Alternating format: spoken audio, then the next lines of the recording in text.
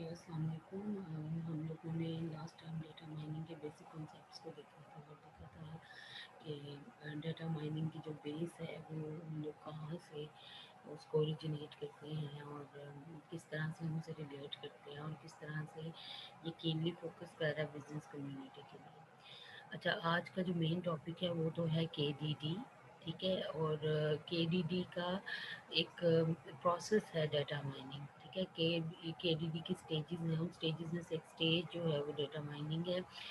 अब हम लोगों के पास यहाँ पे कुछ इंपॉर्टेंट क्वेश्चंस हैं जो बड़े प्रिसाइजली यहाँ पे डिफाइंड हैं, तो हम लोग पहले इन्हें देखेंगे, फिर उसके बाद हम केडीडी का लाइफ साइकिल समझेंगे। अच्छा, सबसे पहले हमारे पास क्वेश्चन आता है, why we need data mining.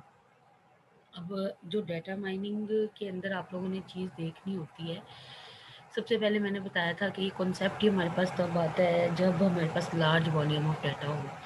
तो जब हमारे पास लार्ज वॉल्यूम ऑफ डाटा या इंफॉर्मेशन अवेलेबल है, तो अब इस इरा के अंदर हम उसको as a data, big data consider कर रहे होते हैं। तो यहाँ पे उन्होंने लिखा कि volume of information is increasing every day that we can handle from business transactions.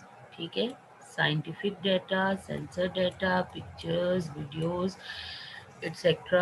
All mediums of data resources that can generate data rapidly is in, is responsible for increasing the volume of information or data. So we need a system that will be capable of extracting essence of information available and that can automatically generate report, views or summary of data for better decision making. So the main theme line of data mining is this, कि हम ये चाहते हैं कि ये जो हमारे पास bulk में डाटा अवेलेबल है, हम इसमें से जो सबसे सूटेबल हमारे पास इंफॉर्मेशन है, जो नॉलेज है, उसको हम निकाल लें। ठीक है, और उसको ना सिर्फ एक्सट्रैक्ट करें बल्कि उसके ज़रिए ऑटोमेटिकली हम लोग क्या करें, रिपोर्ट्स को भी जनरेट करवाएं, व्यूज़ क्रिएट करें, समरी ऑफ डाटा जनरेट करें। ये तमाम एक्शंस जो आप पढ़ेंगे ना, इनका at the end decision making के साथ लिंक होता है कि आप जो भी बिजनेस स्ट्रेटजी अपना रहे हैं वो आपने इस डाटा से ही प्रिडिक्ट करनी है। ठीक है, उसके पैरामीटर्स इस डाटा के अकॉर्डिंगली ही आपने सेट करने हैं। तो पहली चीज़ तो ये हो गई कि डाटा माइनिंग की ज़रूरत क्यों है। हमारे पास लार्ज वॉल्यूम ऑफ डाटा है, हम उस लार्ज वॉल्यूम ऑफ डाटा को कन्वर्ट करना चाहते हैं यूज़फुल इंफॉर्मेशन या नॉलेज के अंदर। और ये क्यों करना चाहते हैं, फॉर डिसीजन मेकिंग। अब इसके दरमियान हम क्या करते हैं कि शीट्स जनरेट करते हैं या समरीज जनरेट करते हैं, व्यूज़ जनरेट करते हैं, totally up to the organisation और ये तमाम चीज़ें। अब why data mining is used in business. Data mining is used in business to make better managerial decisions। तो बेटर मैनेजरियल डिसीजंस के लिए जो है वो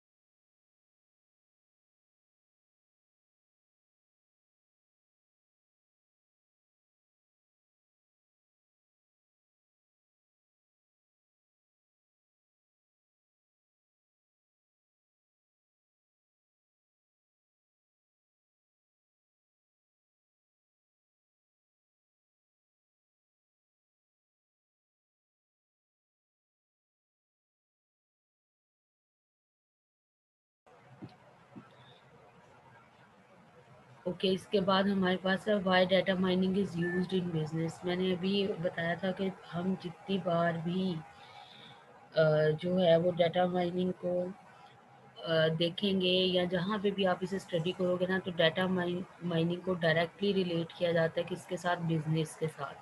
ठीक है, अगर आप डाटा साइंस का कॉन्सेप्ट लेते हैं तो डाटा साइंसेस भी अल्टीमेटली जाके एंड पे किसके साथ जोड़ दिया जाता है, उसे बिजनेस स्ट्रेटजीज के साथ, डिसीजन मेकिंग के साथ।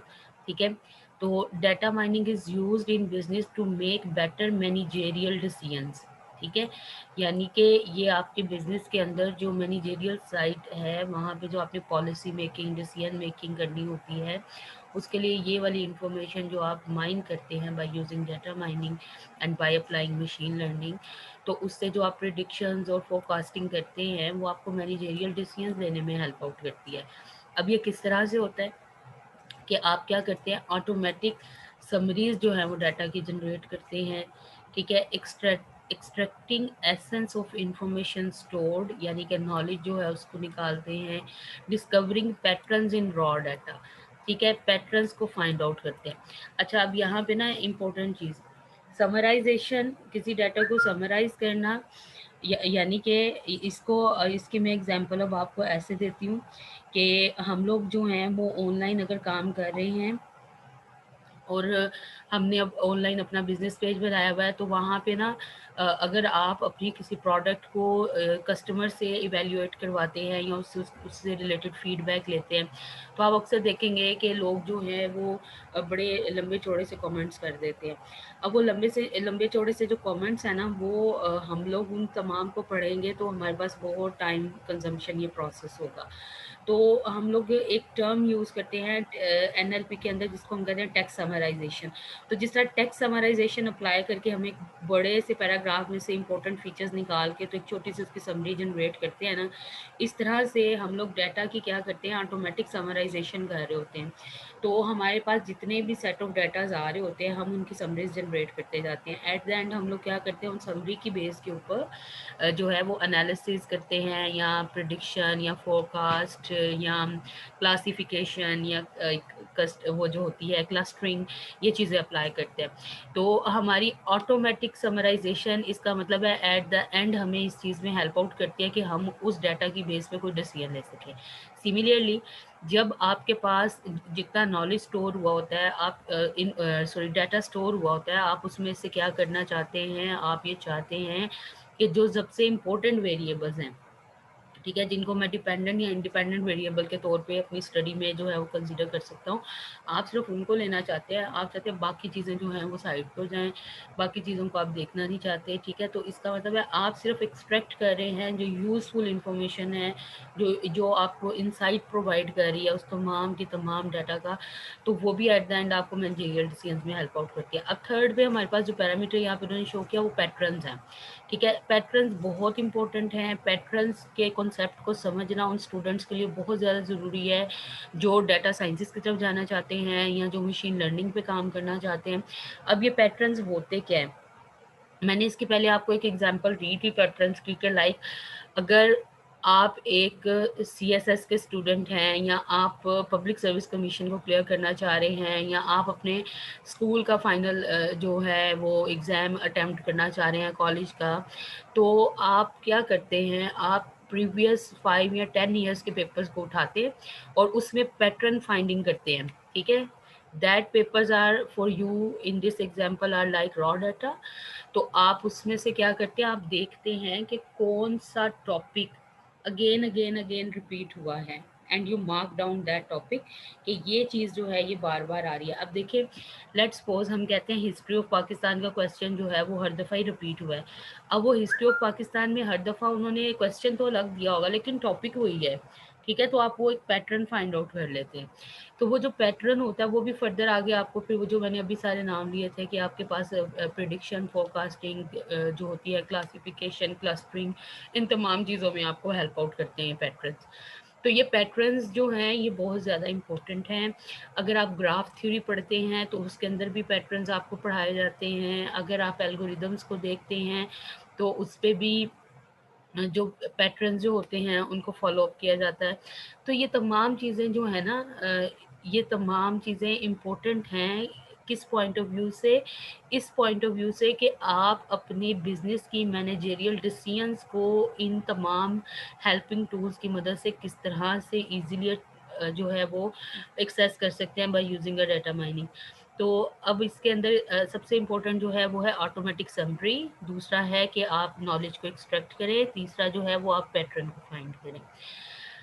अच्छा, अब हमारे पास ना कुछ सब्जेक्ट्स के अंदर, कुछ टॉपिक्स के अंदर ऐसे होता है, कुछ मिथ्स होते हैं। मिथ्स मतलब मिसकंसेप्शंस, या कह लें कि एक ऐसी बात जो है वो मशहूर हो जाती है किस चीज़ के बारे में।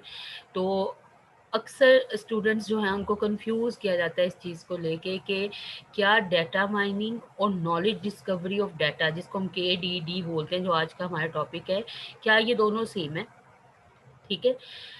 अब इसका जो आंसर है ना वो ये है कि दोनों का काम जो है वो ये है कि आपको यूज़फुल पैटर्न्स निकाल के देना, या इम्पोर्टेंट जो नॉलेज है वो आपको माइन करके देना है। लेकिन ये दोनों सेम नहीं होते, दोनों का लाइफ साइकिल चेंज है, दोनों के स्टेप्स एक दूसरे से कमोबेश मिलते होते हैं। But theoretically when we study about data mining it lies under KDD। ठीक है, ये चीज़ आपने जहन में रखनी है कि KDD जो नॉलेज डिस्कवरी प्रोसेस है आपका डाटा का, उसका हिस्सा है डाटा माइनिंग। ठीक है। अब ये कैसे है, इसकी मैं एग्जांपल आपको अभी ये डायग्राम के थ्रू हम लोग समझते हैं। यहाँ पे एक वर्ड लिखा हुआ है इम्प्लिसिट। ठीक है। तो इम्प्लिसिट का मतलब ये है कि पहले भी आपके पास नॉलेज डिस्कवरी ऑफ डाटा होती थी, किसके अंदर? डाटा बेसिस के अंदर। आपको एक कॉन्सेप्ट मैंने फर्स्ट लेक्चर में पढ़ाया है जिसका नाम है डाटा वेयर हाउस। ठीक है। तो डाटा वेयर हाउसिंग जो है, it's a process of integrating the data from heterogeneous sources. तो वहाँ पे डाटा को इंटीग्रेट किया जाता है, इकट्ठा किया जाता है। ठीक है। तो डाटा को मैंने टाइप्स भी बताई थी आपको, स्ट्रक्चर, अनस्ट्रक्चर्ड, क्वालिटेटिव, क्वांटिटेटिव, फिर डिस्क्रीट, कॉन्टिन्यूस, ये तमाम किस्म का आपके पास डाटा आ सकता है। ठीक है। और फिर टाइप्स में आपके पास टेक्सचुअल आ सकता है, न्यूमेरिकल आ सकता है, इमेजेस आ सकते हैं, वीडियोज आ सकती हैं। तो ये तमाम चीज़ें हैं। तो अभी जो है वो, अब यहाँ पे जो स्टेप्स आपको नज़र आ रहे हैं, इसमें हम लोग इसको थोड़ा ज़ूम करेंगे और मैं आपको इसकी डिटेल जो है वो सारी बताऊंगी। अच्छा, अब सबसे पहले जब मैंने आपको डाटा माइनिंग का आर्किटेक्चर पढ़ाया था तो मैंने आपको कहा था कि वो टू वे जो है वो इम्प्लीमेंटेशन है उसकी, यानी कि हम लोग टॉप टू डाउन, ठीक है, यानी कि बॉटम की तरफ जाते हैं फिर बॉटम से अप। ठीक। तो ये तमाम चीज़ें, ये तमाम चीज़ें जो हैं, इसको डाटा माइनिंग, अगर किसी ने फर्स्ट लेक्चर नहीं मतलब अभी तक लिया तो वो प्लीज़ बैक पे जाए और वो डाटा माइनिंग का प्रोसेस देखे। ठीक है। और फिर उसको समझ आएगी कि डाटा माइनिंग और KDD के लाइफ साइकिल में जो है वो क्या डिफरेंस है। अब यहाँ पे हमारे पास, यहाँ पे क्या है? डेटाबेसेस है। ठीक है।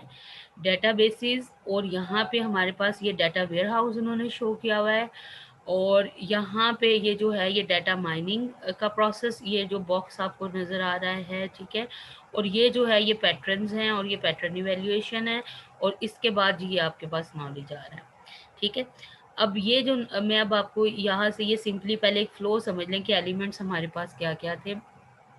अब ये हमारे पास यहाँ पे पहले डेटाबेस है, फिर उसके बाद डाटा वेयर हाउस है, फिर उसके बाद डाटा माइनिंग। ये देखिए डाटा माइनिंग कहाँ आ रहा है? KDD के लाइफ साइकिल के अंदर एग्जिस्ट करता है डाटा माइनिंग। लेकिन डाटा माइनिंग के अंदर फिर इसके अपने स्टेप्स हैं, वो स्टेप्स हैं जो आपको लास्ट लेक्चर में मैंने बताए हैं। यहाँ पे क्या है? पैटर्न इवेल्युएशन, और यहाँ पे नॉलेज। अब इसकी कनेक्टिविटी को समझे। सबसे पहले डाटाबेसेस हमने अभी क्या डिफाइन किया था कि डाटा वेयर हाउस हमारे पास वो है जहाँ पे हम मुख्तलिफ डाटा सोर्सेज से क्या करते हैं, डाटा को इंटीग्रेट करते हैं। ठीक है। अब ये जो डाटा है, ये डाटा भी हो सकता है, रॉ डाटा भी हो सकता है, इंफॉर्मेशन भी हो सकती है। ठीक है, आपके पास नॉलेज भी हो सकता है।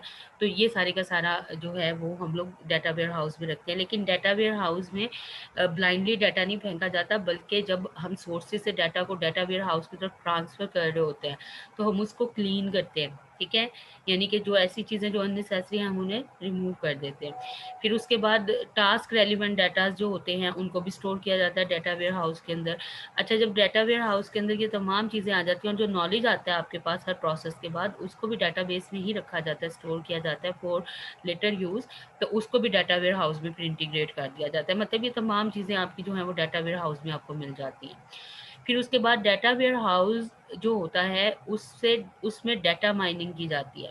अब ये जो डाटा माइनिंग का प्रोसेस है ना, डाटा माइनिंग का प्रोसेस ये है कि आप जो डाटा है उसको डाटा वेयर हाउस से उठाएं। ठीक है, आपको कोई क्यूरी आ रही है तो उसके अकॉर्डिंगली जो है वो यहाँ पे डाटा माइनिंग के अंदर जो है वो आपका सर्वर और ये तमाम चीज़ें मिलके उसको काम करती, उसके ऊपर काम करती हैं, उस क्यूरी के ऊपर। तो डाटा को सिलेक्ट और ट्रांसफॉर्म किया जाता है। अच्छा, जब डाटा माइनिंग में ये चीज़ें अप्लाई की जाती हैं तो उसकी लेयर्स के अंदर मैंने आपको बताया था कि फिर हम लोग जो हैं वो क्लासिफिकेशन क्लस्टरिंग यानी कि एमएल को अप्लाई करते हैं। जब एमएल को अप्लाई करते हैं ना, वहाँ पे हम लोग पैटर्न्स फाइंड आउट करते हैं। फिर उन पैटर्न्स को इवैल्यूएट किया जाता है। वो उनकी इवैल्यूएशन के रिज़ल्ट में हमें नॉलेज रिसीव होता है। ठीक है, फिर उस नॉलेज को दोबारा हम कहीं स्टोर करते हैं। तो इसलिए इन्होंने बैकलिंक यहाँ से किया हुआ है किसमें, डेटाबेस में।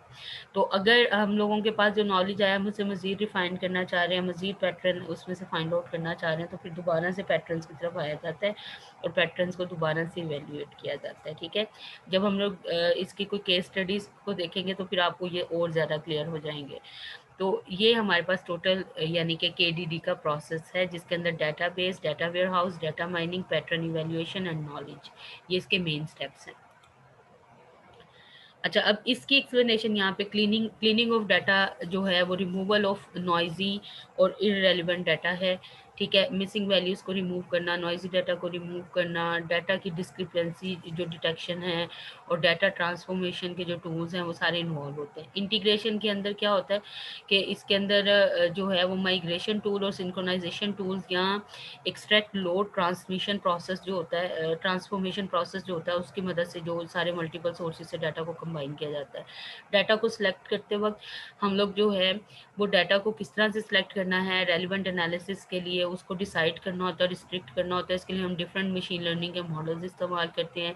लाइक जैसे हम लोग क्लस्टरिंग, रिग्रेशन, नेव बायस, डिसीजन ट्रीज या नेटवर्क्स वगैरह को इस्तेमाल करते हैं। फिर डाटा ट्रांसफॉर्मेशन में जो है वो डाटा को ट्रांसफॉर्म किया जाता है एक अप्रोप्रिएट फॉर्म में, ताकि माइनिंग का प्रोसीजर अप्लाई किया जा सके। तो उसके लिए डाटा को मैप किया जाता है और कोड जनरेट किया जाता है। फिर डाटा माइनिंग में एक्चुअली पैटर्न्स के ऊपर काम किया जाता है और क्लासीफाई किया जाता है कैरेक्टरिस्टिक्स को। फिर उसके बाद पैटर्न एवेल्यूएशन के अंदर जो है वो पैटर्न को इवेल्यूएट किया जाता है और इसके अंदर जो है वो स्कोर्स के ऊपर इंटरेस्टिंगनेस स्कोर ऑफ ईच पैटर्न और समराइजेशन और विजुअलाइजेशन अप्लाई की जाती है। फिर नॉलेज को रिप्रेजेंट किसकी मदद से किया जाता है, रिपोर्ट्स की फॉर्म में, टेबल्स की फॉर्म में, डिस्क्रिमिनेंट रूल्स की फॉर्म में, क्लासिफिकेशन रूल्स और प्रैक्टिकल प्रैक्टिस्टिक्स रूल्स की मदद से। तो ये तमाम चीज़ें जो हैं ये केडीडी के अंदर जो हैं वो इम्प्लीमेंटेड हैं। ठीक है, होपफुली आपको समझ आ गई होगी। कुछ नहीं समझ आता तो आपने नीचे कमेंट कर देना है ताकि आपको टाइमली उसका रिस्पॉन्स मिल सके।